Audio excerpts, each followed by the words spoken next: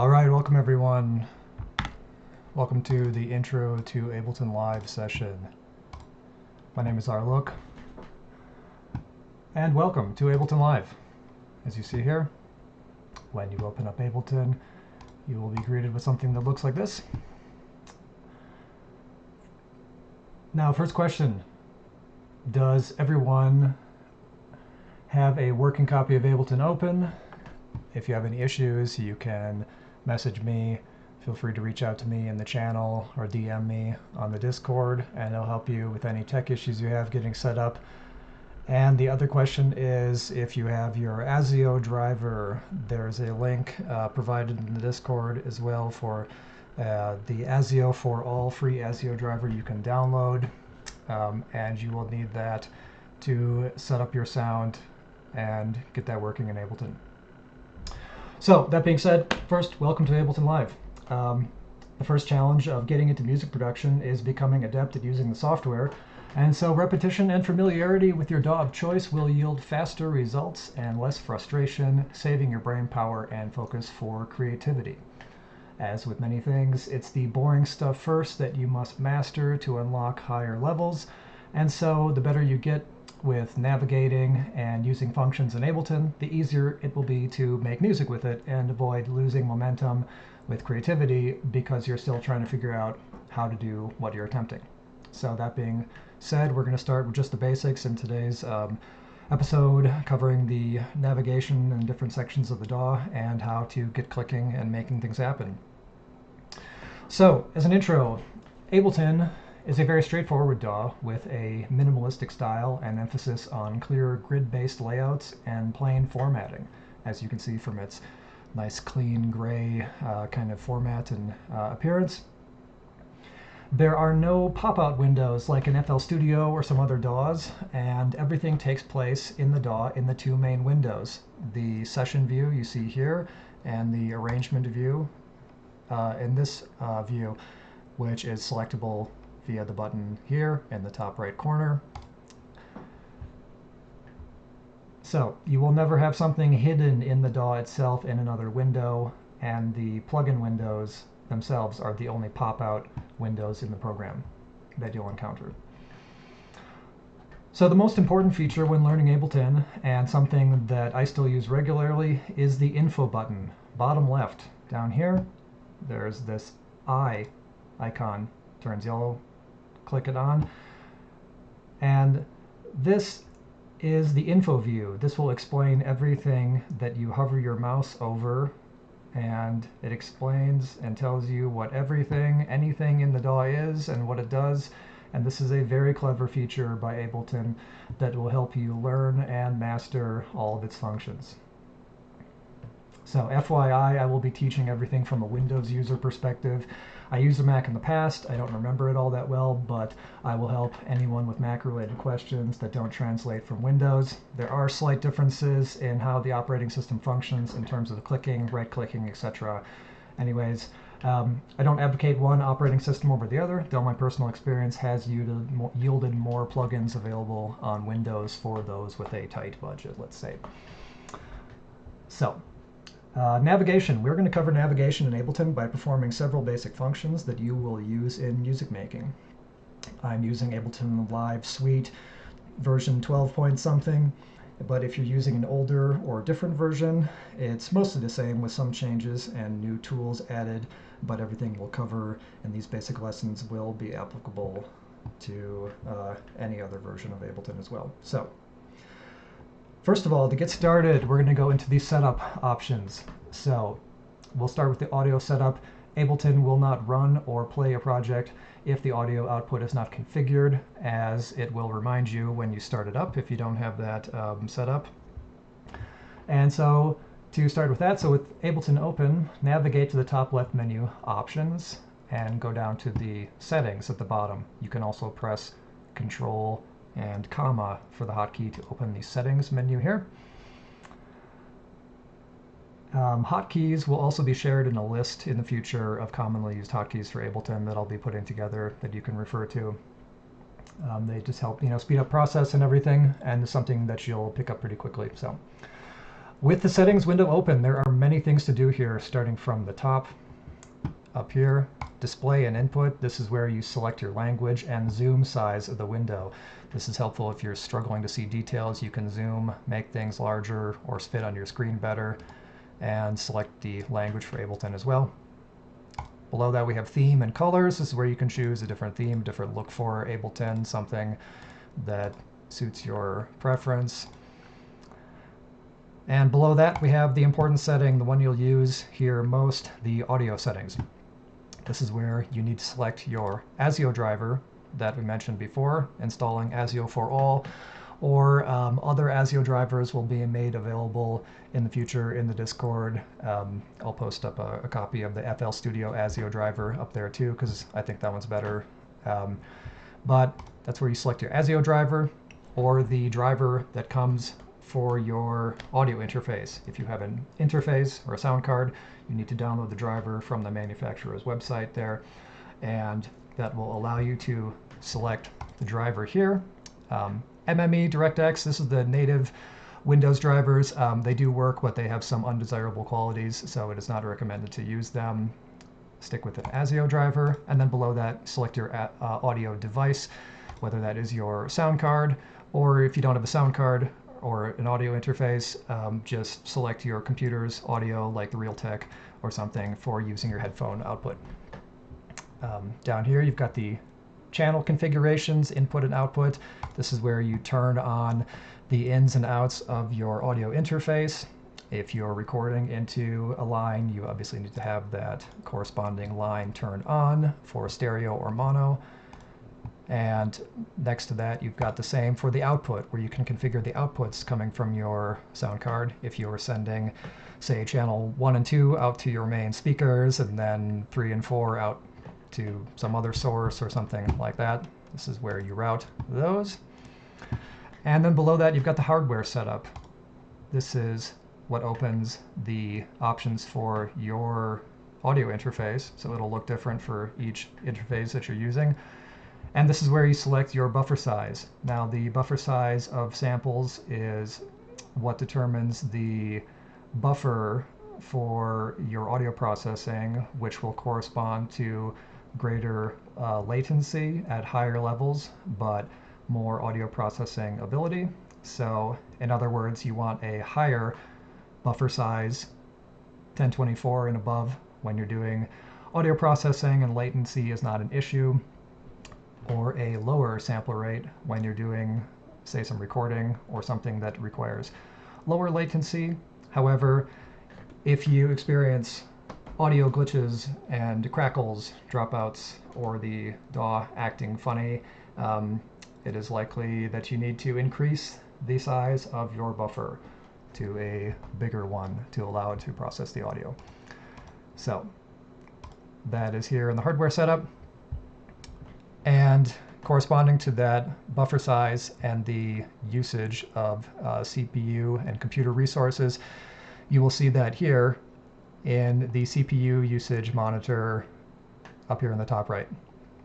So if you see that hitting 99, 100% and stuff, you need to increase your buffer size. So below that, we've got the sample rate, the in and out sampler rate that you select here. Let's see.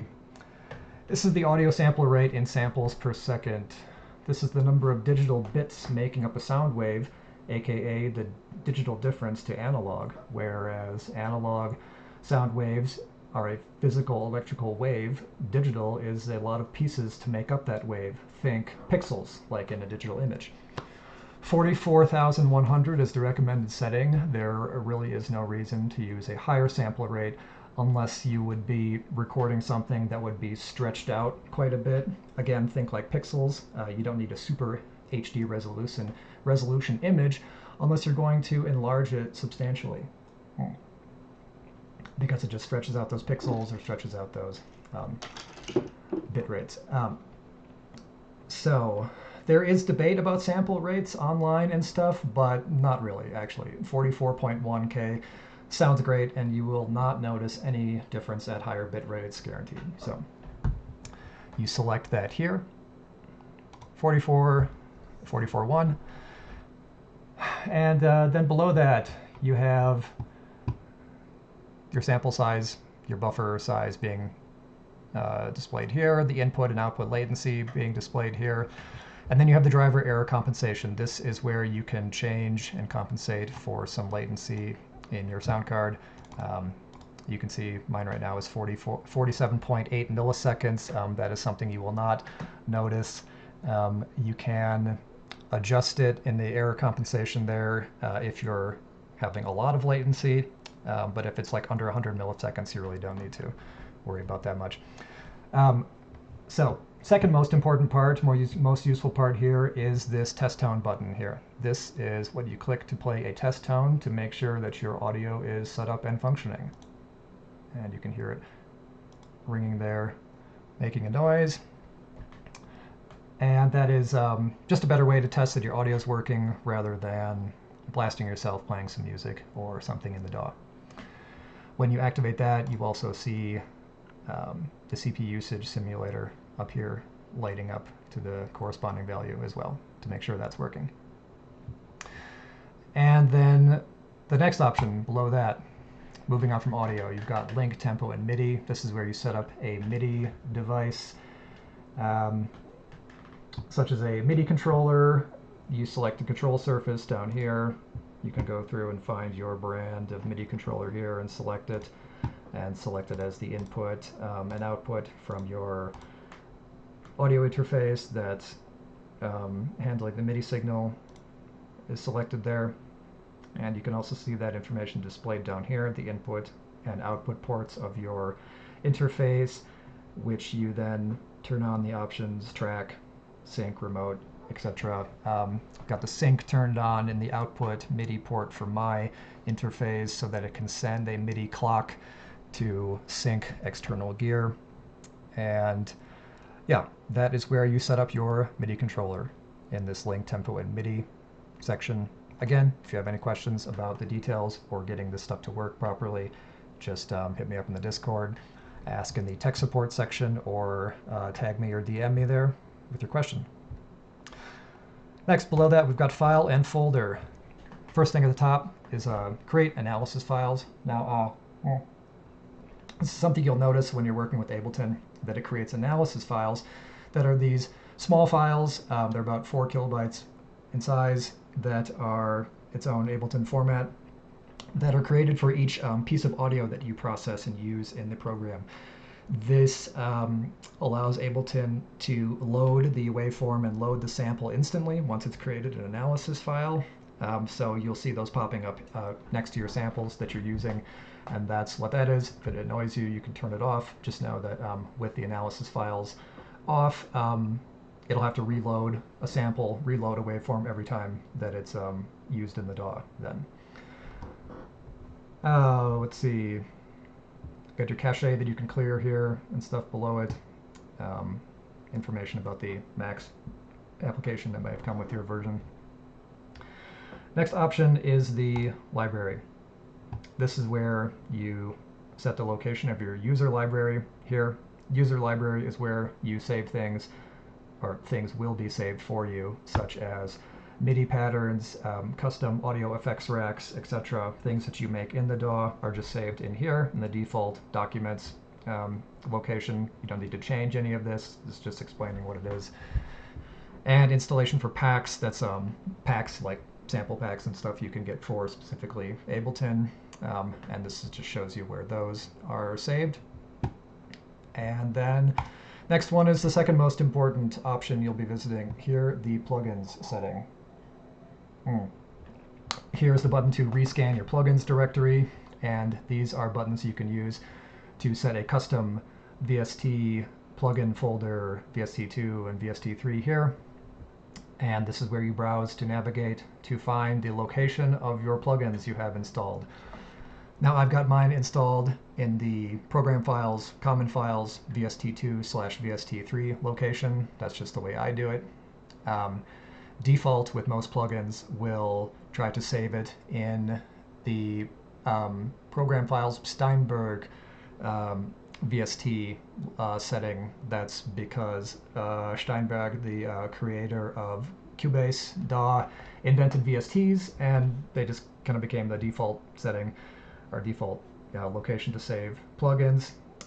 You can save your plugins wherever you want on your computer. You just know that this is where you set that location, and use the scan button to rescan plugins when you add a new one. And then below that, we have plugin window options.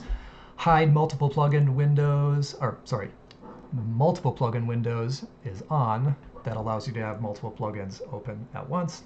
And then the auto hide and auto open plugin windows, I recommend turning off. Next setting, record, warp, and launch. This is where you select your file type for audio that you record and save. I recommend using WAV and 24-bit depth. It's a good compromise, 32-bit, and you don't really gain much by using that in this case. And also the count in amount for your recording. This is how many bars the metronome counts in before it starts recording. Setting it at 2 or 4 if you want even longer before it actually starts recording, that it counts you in. And then exclusive arm and solo, I'd recommend turning those off so that you can arm and solo multiple tracks at once. The rest of this you can basically leave in the default setting. Default warp mode is something you may wish to change to repitch, or make sure it's on repitch. The repitch warp algorithm is the best sounding one in Ableton. That changes the pitch of the sample depending on stretching it or shrinking it in size or speed. Complex Pro or Complex is the one that keeps the pitch the same if you stretch things out, but you can it affects the audio quality a bit. Create fades on clip edges. You want to make sure that's on. That just fades the edges of audio clips and samples, so you don't have any clicking or popping there. That's on by default. Yeah, everything there is good. And the last part is the licenses and updates setting. This is where most of you probably want to turn off the automatic updates and the usage data off. Make sure you got those things turned off there. So with our settings set up now and our audio set up here, we are ready to jump into the DAW actually. So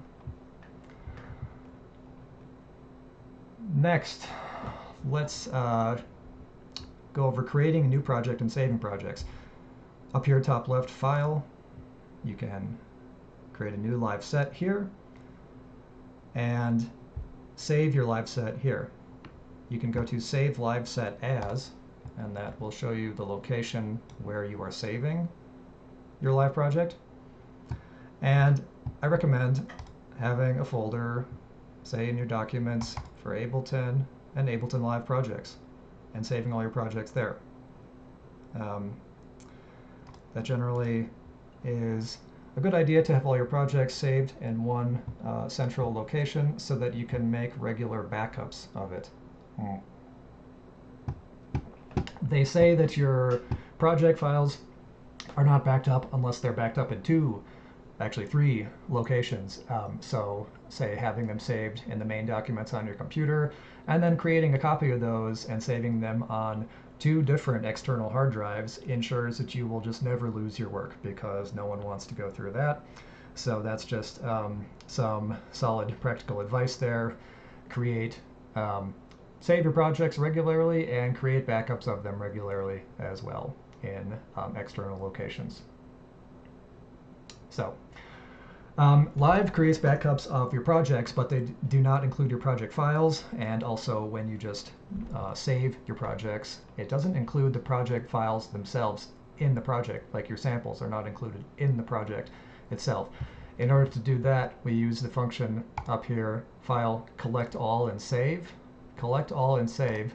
This will save all of the samples, all of the audio being used in your project into the project file itself. So just turn these options on. Yes from elsewhere, yes from other projects and the user library, but files from factory packs, you don't really need to have those saved in your project. and then you just hit OK, and it's going to save it in the location that you choose. And saving, Control S, that's the hotkey. Like a lot of programs, Control S is the quick save hotkey, something you want to become a reflexive habit of hitting that pretty frequently as you work, almost as much as hitting Control Z to undo things. You know. Okay, a bit navigation. The left panel here contains all the audio tools and plugins and folders for Ableton. It's divided into two sections: a library up here at the top, which contains the audio tools, and places below it, which contains the file structure of the browser, this is called, in Ableton. At the bottom of places, there is the button Add Folder here. This allows you to add any folder to your browser in Ableton, and it's recommended you add your sample folder there. You can see, like, I have samples here. So this is where you would create a folder where you save all the samples and material that you collect, and then you can add it into Ableton here with this Add Folder button in the browser and the places there. So, all right. Now that we have the DAW set up to operate and the file structure prepped and projects saved, we can begin to use the DAW.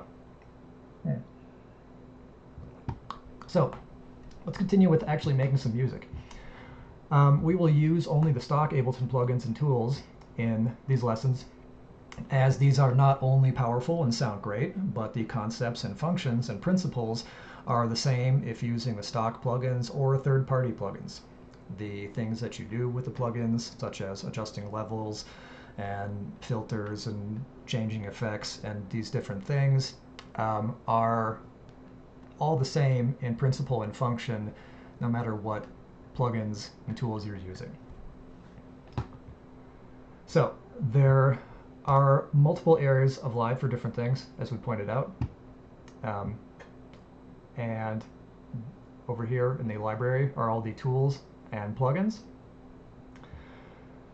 The channels in the middle here are divided up between MIDI and audio. MIDI channels handling VST instruments, and audio handling audio samples. The channels all have their corresponding faders below here.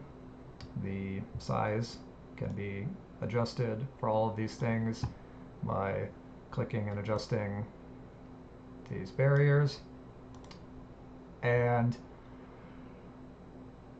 in each channel here, you've got the corresponding channel number, which is also a button to turn the channel on or off. Below the channel number, you have the S for soloing the channel, listening to the channel on its own. And below that, you have the arm button, this red button that lights up to arm and use an instrument. So let's navigate to the instruments over here in the left. In the library, you have the instruments section here. And choose the operator synth here, operator, and double click to load it in the selected MIDI channel. Now we have a synth loaded on our channel here, ready to use.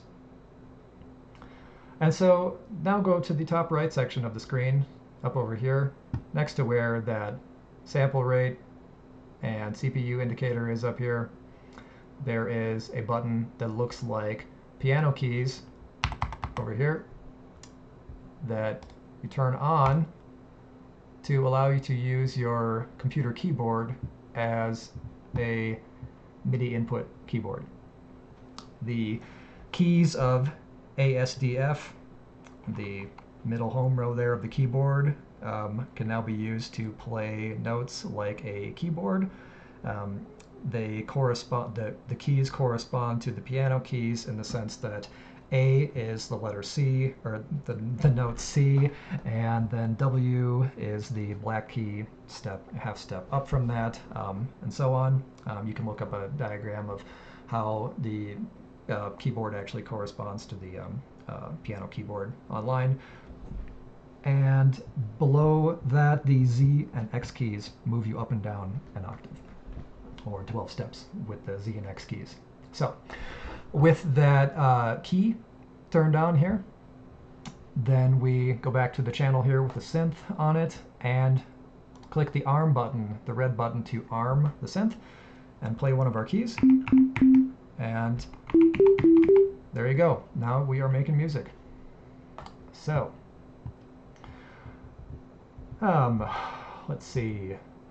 There will be further lessons in depth on the various tools in Live, such as the effects and other instruments, but for now we will be brief, getting into just clicking around with some basics to get started. And from that understanding, you can explore on your own, knowing that the other tools and instruments all function rather similar despite looking different, aka they have similar concepts, such as adjusting the levels, etc., that we are going to be covering today. So again, we are here working in the session view, in this vertical channel arrangement view.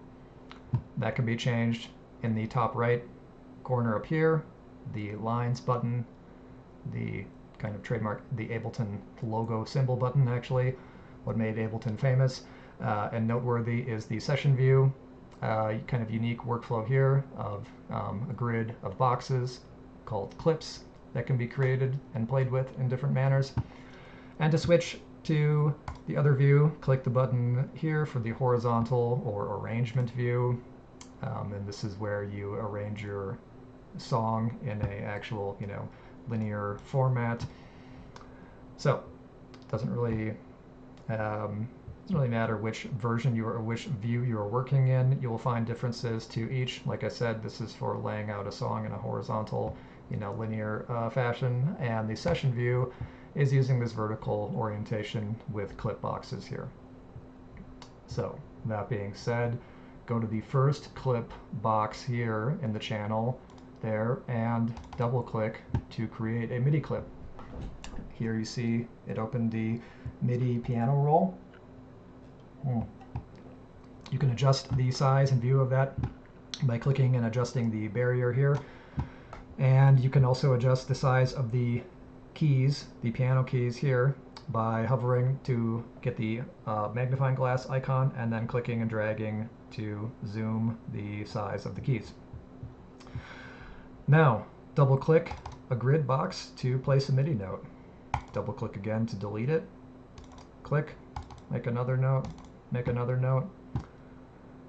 Move your mouse to the end and you see it turn into this bracket shape where you can click and drag to adjust the length of the note.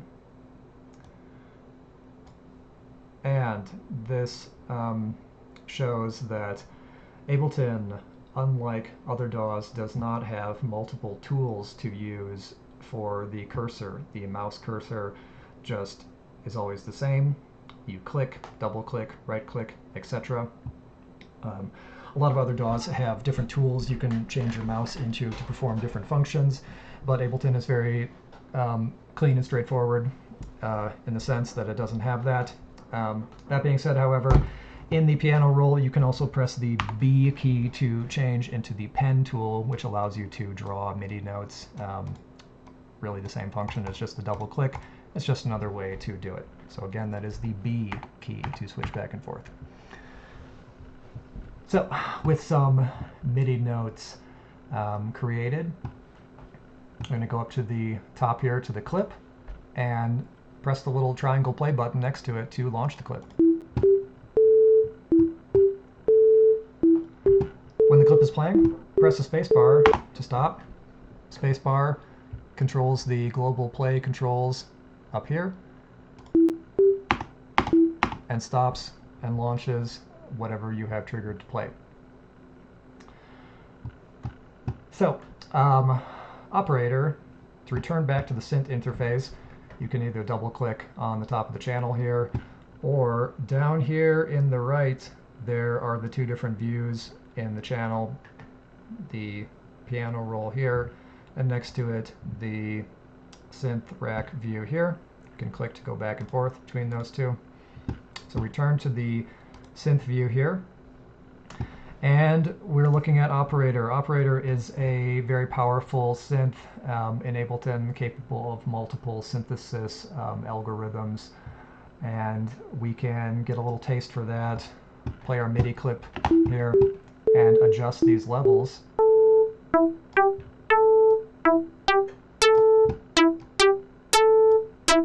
Just turn these levels up a bit. You can adjust the chorus, and you can begin to hear how changing sound waves is the basic part of synthesis to get radically different sounds. So let's see, next, above the meter of the channel, the green bar that lights up here showing the level of it, there are these sends knobs here. These send the signal to these returns over here on the right next to the main output channel. Live loads default with a reverb on send or return A and delay on B, and so you can turn those knobs up on channel 1 to hear your synth set to those effects.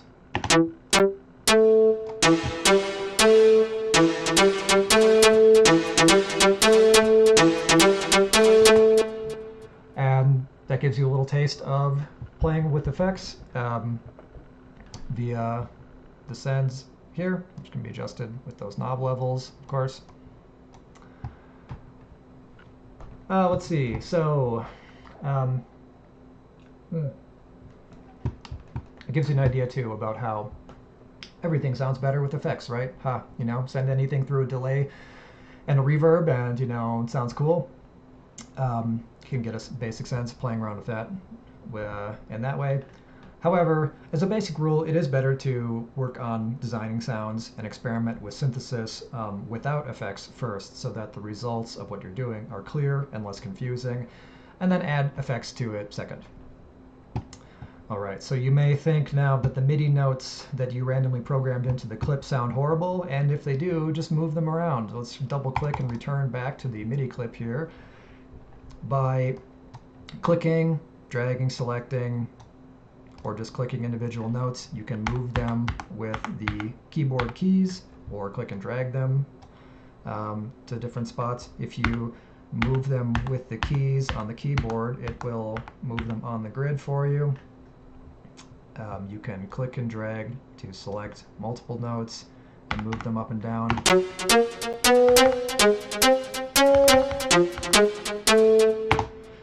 You can also hold Shift and press up or down on the keyboard to move them an octave up or down.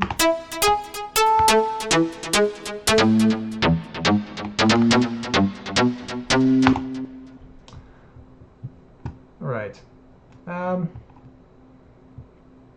So, with that being said, the random notes we're programming in right now, remember that the point right now is to learn to use the DAW rather than create great music, as that will come once you understand how to use the tools. So,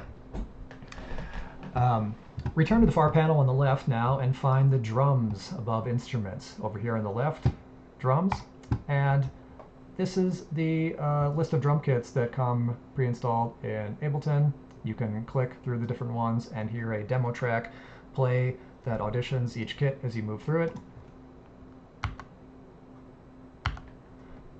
You can see the little clip playing down here, and you can hear it play as long as this blue headphone icon is turned on here.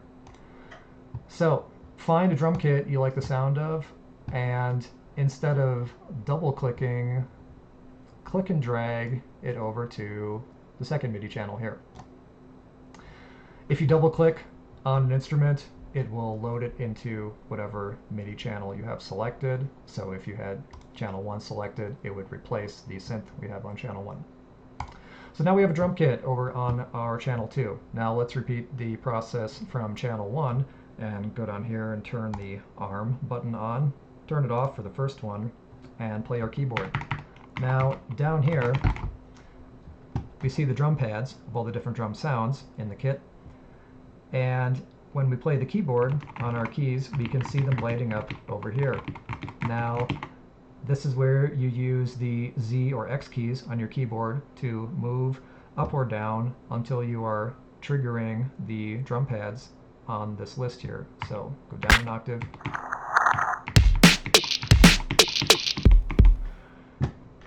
So then you can play the pads using your keyboard here.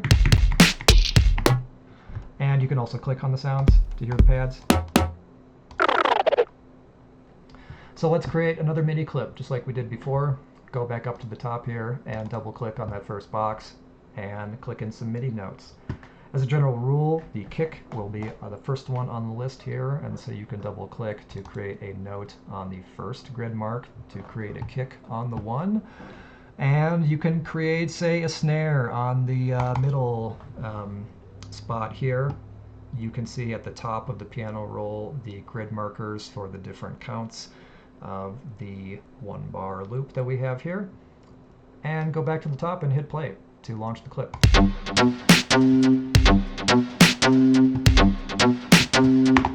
Double click in some more drum notes to create another drum pattern.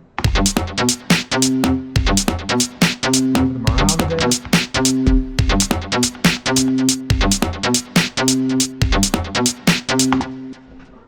And there you go, you're creating a drum pattern. So,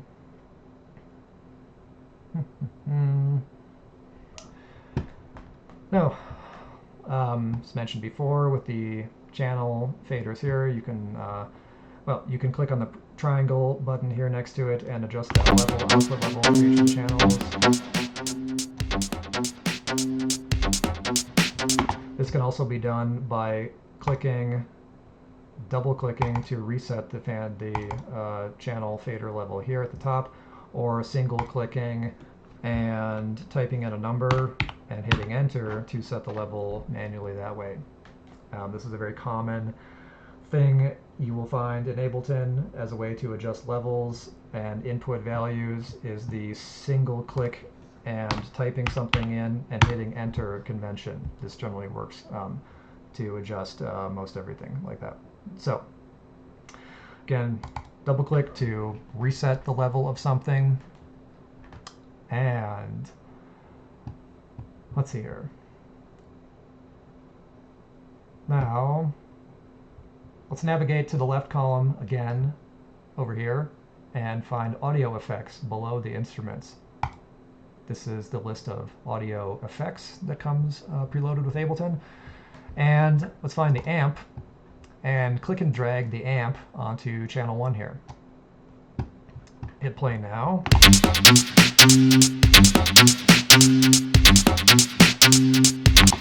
And you can hear how that radically changes your sound. The amp is a guitar amp emulation effect. And you can see in the bottom right corner there's the dry wet knob. Dry wet is the adjustment of the amount of the effect is being applied to the channel, and so you can change that.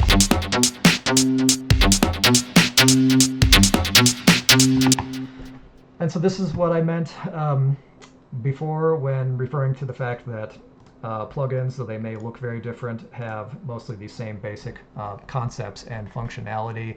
Things such as the levels you will adjust, and things like the dry wet that you will adjust the amount of the effect being applied to it. So let's go back up to the audio effects again and go down to find a EQ8 down here. And you can click or drag or double click to load it onto this channel. And this is an 8-point EQ. You can click the little button here at the top. Again, remember the info view down here on the left that will tell you what everything is when you hover your mouse over it. You can see it's right next to the power button, the device activator button in the top left corner of all the devices. And this little arrow next to it opens up the larger view of the EQ. and you can drag those points around and hear how that radically changes the sound.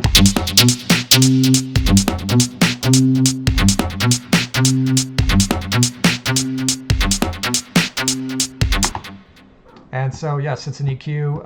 Obviously, an EQ is a major part of shaping sounds, in sound design. And this is the stock one that comes in Ableton. Click that button again to close the big view. You can see here we clipped the level of this channel, and it turns yellow, showing you the level over, or the maximum level that it's being reached. Just single click to reset that. And let's see here. So we have our little loop playing, but to adjust the length of MIDI clips, let's go back to the MIDI clip here. You can either double click on the clip or down here, remember in the bottom right, click to go back to the piano roll clip view. And over here on the left, where you have all the buttons over here, there is the loop button lit up in yellow, and right below that is this one that says length. This is the clip length, and again, remember you can single click where it says 1 and type in, say, 2 and hit enter, and now you've adjusted the length of this clip and made it 2 bars long. And you can change your MIDI notes, of course, here to something different. And Live also uses, or Ableton Live uses standard Windows conventions in terms of standard hotkey commands like Control-C for copy, Control-V for paste, Control-Z for undo, and Control-D for duplicate. And now these all apply to MIDI notes as well. You can copy a note and paste it somewhere, undo that, Control-Z. You can also select notes and hit Control-D to duplicate it and move them around in the grid somewhere. And yeah, pretty standard Windows conventions. Again, for Mac, instead of Control, it's I believe Command key, and then the same functions. So you adjusted the clip length, make it longer. You can do that as well for the drum kit in the same way. All the clips function the same. And let's see. Now, I'll show you a very common technique used in actual music production all the time. Let's go to the top here and select the operator channel with a single click at the top of its name up here, and hit Control-D hotkey to duplicate it. And that duplicates the whole channel here. So we have another copy of it right here. You can rename it something by right-clicking and selecting Rename, or as you can see, Control-R to rename it, and you could rename it something different. And then you could go into the MIDI clip there and make the notes something very different. Change them around a bit, however you want, and then click the play button to launch that clip.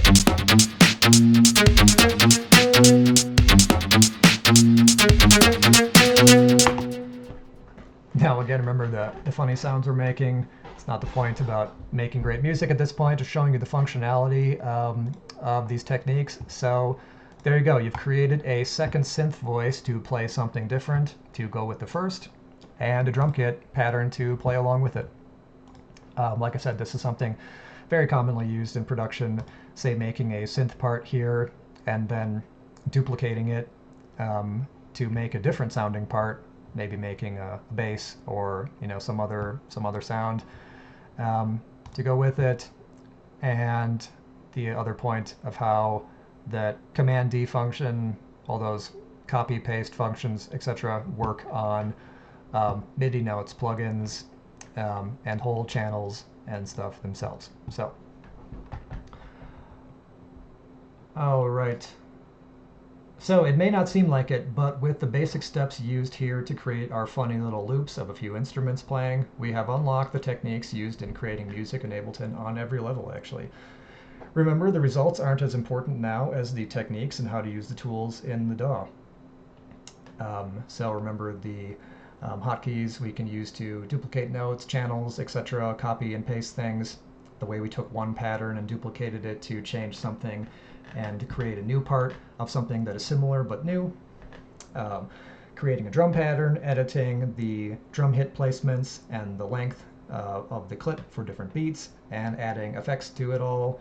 This is the basic version of what the whole process of production essentially is.